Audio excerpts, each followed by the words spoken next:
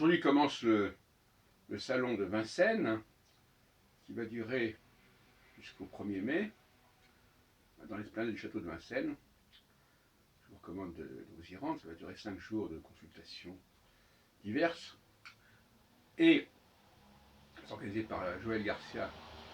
Hein, et je voulais à ce sujet aborder la question de la médecine et de sa dégénérescence quelque part.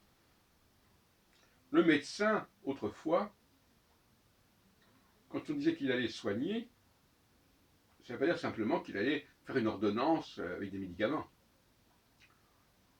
Aujourd'hui, quand on va chez le médecin, il nous prend la tension, il nous prend le pouls, etc.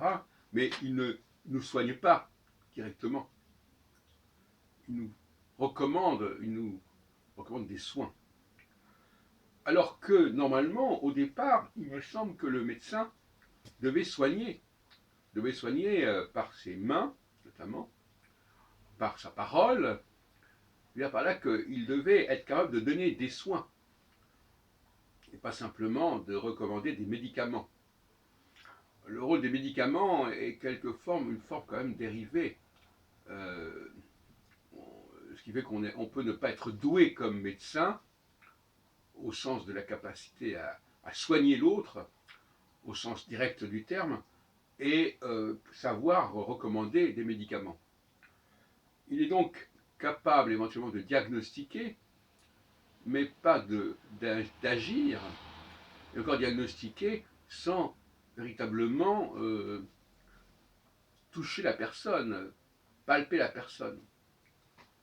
Enfin, j'exagère un petit peu, si vous voulez, mais sur le plan épistémologique, je crois qu'il est évident que la médecine a évolué dans le sens d'une utilisation de plus en plus grande d'appareils, de médicaments, et aux dépens d'une capacité du médecin traitant à intervenir directement sur la maladie.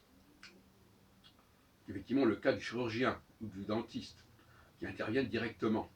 Mais dans le cas du médecin normal, il n'y a pas d'intervention.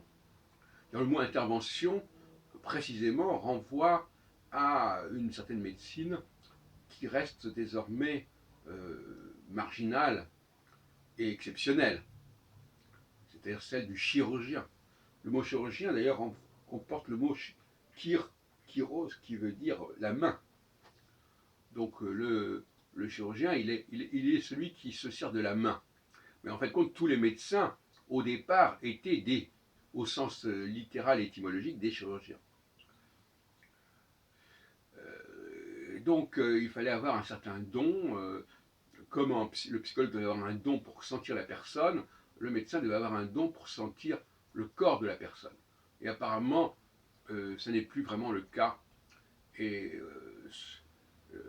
on attend d'un médecin d'avoir un don psychologique, mais non pas un don physiologique aujourd'hui.